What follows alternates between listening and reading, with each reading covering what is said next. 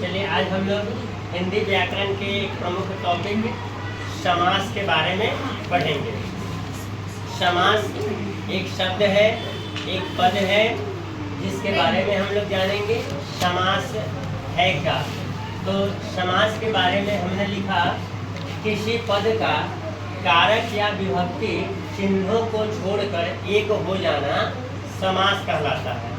अर्थात जब कोई पद अपने बीच की कारक या विभक्ति चिन्हों को या उसके अंतर्गत छुपी भावों को छोड़कर जब एक हो जाते हैं तो उसे समास कहा जाता है। समास में तीन बातों का ध्यान करना आवश्यक है। समास के अंतर्गत समास को सीखने के लिए हमें सबसे पहले तीन बातों का ध्यान करना होगा। पहले समस्त पद। समस्त पद क्या है? तो समस्त पद समास के सभी पदों का मिलकर एक हो जाना समस्त पद कहलाता है। अर्थात जब कोई भी शब्दों के भाव या उसके कारक चिन्हों को दर्शाया गया हो, उन सभी का लोपीकरण कर यानी उन सभी का लोप होकर जब वे एक हो जाते हैं तो उस मूल पद को, उस मूल शब्द को हम लोग समस्त पद कहते हैं। जैसे जल में जन्म लेने वाला, एक शब्द लिखा गया जल में जन्म लेने वाला। तो जल में जन्म लेने वाला, यहाँ कई शब्द हैं। इन सभी शब्द मिलकर एक शब्द का निर्माण किया जो जलज बना है। जलज का अर्थ जल में जन्म लेने वाला है। तो अगर हम लोग जल में जन्म लेने वाला बोलते हैं और उसके लिए एक शब्द समस्त पद अगर लिखना है तो ये जलज हो जाएगा। और इसी जलज का जब समास विग्रह करना हो तो इसके अंदर छुपी भावों को हम लोग दर्शा देंगे, जो कि लिखा गया है जल में जन्म लेने वाला। जलद का अर्थ जल में जन्म लेने वाला, यानी जिन चीज़ों का जन्म जल में पानी में हुआ है उसको हम लोग जलद कहते हैं। जैसे कमल की उत्पत्ति जल से ही हुई है। दूसरा समास विग्रह है। दूसरा टॉपिक इसका समास विग्रह। किसी शब्द के बीच छुपी भावना या कारक या विभक्ति चिन्हों को दर्शाना, समास विग्रह करना है। इसका अर्थ यह है कि जब किसी शब्द का समास विग्रह हम करेंगे तो उसके अंदर जो कारक या विभक्ति चिन्ह छुपे होंगे या उसके अंदर जो भावनाएं छुपी होगी उसे दर्शाना, उसे जाहिर करना समास विग्रह कहलाएगा। जैसे यहाँ आपको दो शब्द दिए गए, विद्यालय। विद्यालय अर्थात विद्या का आलय, मतलब वह स्थान जहाँ हम सभी अध्ययन करते हैं उसे विद्यालय कहा जाता है। तो विद्यालय समस्त पद हुआ और विद्या का आलय इसका विग्रह हुआ। समस्त पद विद्यालय और विद्या का आलय इसका समास विग्रह किया गया। दूसरा शब्द लिखा गया चिड़ीमार, अर्थात चिड़िया को मारने वाला। चिड़िया को मारने वाला। चिड़ीमार में इसकी पहचान बाद वाले शब्द से, मार शब्द से मिली है, इसलिए यह तत्पुरुष समास है। लेकिन चिड़ीमार में चिड़िया को मारने वाला, यहाँ बीच का जो चिन्ह है को कर्म कारक का चिन्ह है, इसलिए इसका लोपीकरण हो गया और लोपीकरण होकर एक शब्द बना जो समस्त पद है चिड़ीमार। और समास विग्रह इसका किया गया चिड़ी को मारने वाला। चिड़ीमार उस व्यक्ति को कहा जाता है जो चिड़ियों को मारने का कार्य करता है, इसलिए चिड़ीमार का समास विग्रह चिड़ीमार हुआ, चिड़िया को मारने वाला। समास निर्धारण। दिए गए शब्द किस समास का है यह दर्शाना समास निर्धारण करना है। मतलब जो शब्द हमारे पास लिखा गया है उस वह शब्द किस समास के अंतर्गत आता है उसे निर्धारण करना समास निर्धारण कहलाता है। जैसे यहाँ लिखा गया चिड़ीमार कर्म तत्पुरुष, यह तत्पुरुष समास का उदाहरण है और मैंने इसमें कर्म भी लिखा है।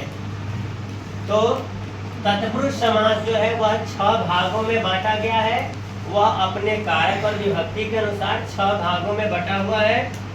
जो कि मैंने नीचे लिख रखा है, पर उससे पहले यहाँ चिड़ी मार में कर्म का चिन्ह को का लोपीकरण है, अर्थात यहाँ पे कर्म कारक में चिड़ीमार, जो ऊपर मैंने चिड़िया को मारने वाला दर्शाया, इसमें को का लोपीकरण किया गया है तथा इसकी पहचान बाद वाले शब्द पद मार शब्द से, यानी मार पद जो है इसके कारण इसकी पहचान मिली है। मार शब्द से ही यह पता चलता है कि चिड़ीमार, चिड़िया को मारने वाला व्यक्ति। समास के 6 भेद हैं। पहला तत्पुरुष समास, ये कारक चिन्हों के अनुसार 6 भाग में बटे हैं। ये कारक चिन्हों के अनुसार 6 भाग में बटे हैं। पहला है कर्म तत्पुरुष। पहला कर्म तत्पुरुष, इस तत्पुरुष में कर्म का जो चिन्ह होता है को, उसका लोपीकरण होता है, जैसा यहाँ पे दर्शाया गया चिड़ीमार। और भी उदाहरण में गदाधारी, गदा को धारण करने वाला, यहाँ भी गदाधारी शब्द में गदा को जो कर्म कारक का चिन्ह है उसका लोपीकरण है। दूसरा और उदाहरण लिया जाए, चक्रधारी, चक्र को धारण करने वाला। स्वर्ग प्राप्त, स्वर्ग को प्राप्त करने वाला। ये सारे शब्द में, इन सभी शब्दों में कर्म का जो चिन्ह को है उसका लोपीकरण है, अर्थात कर्म तत्पुरुष में कर्म का चिन्ह को का लोपीकरण होता है।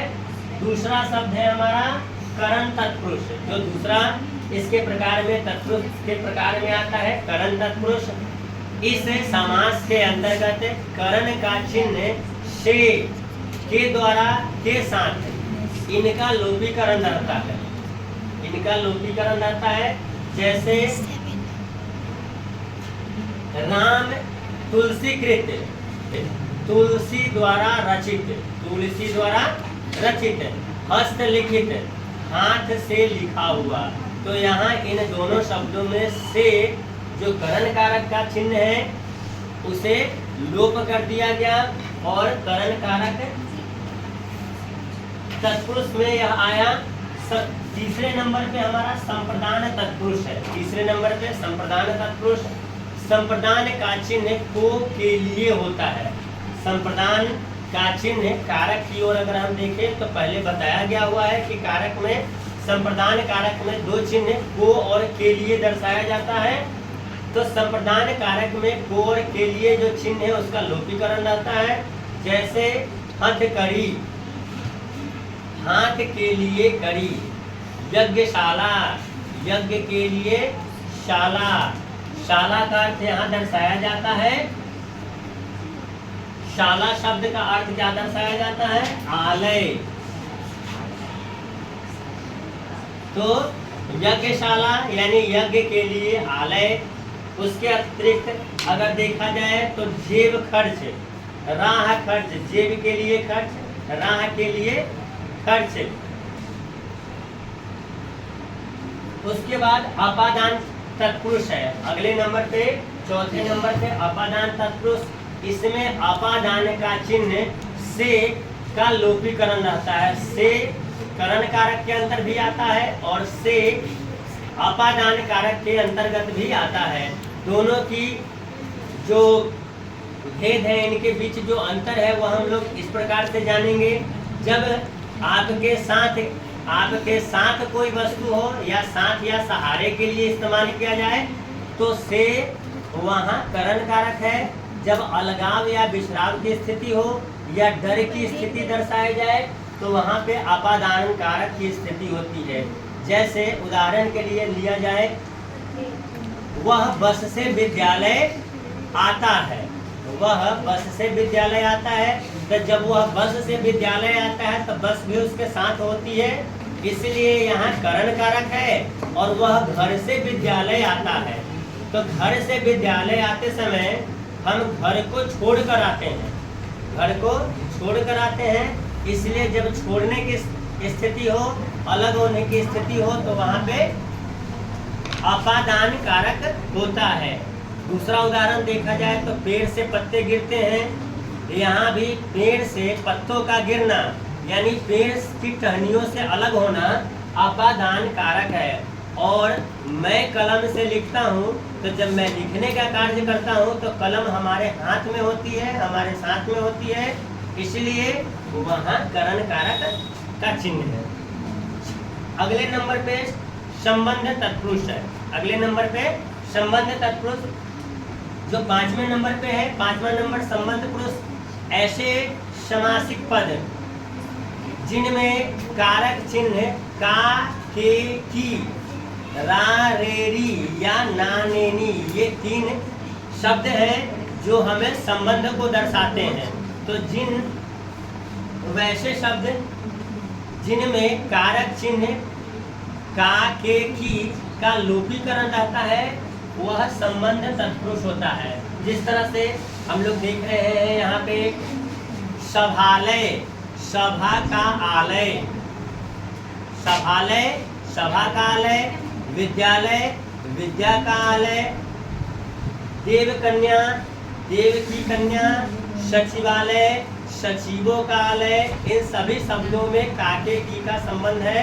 राष्ट्रपति, यहाँ भी राष्ट्र का पति यानी स्वामी, राष्ट्र का स्वामी यानी सर्वोच्च व्यक्ति, तो यहाँ भी काके की का संबंध है, इसलिए यहाँ पे संबंध कारक है।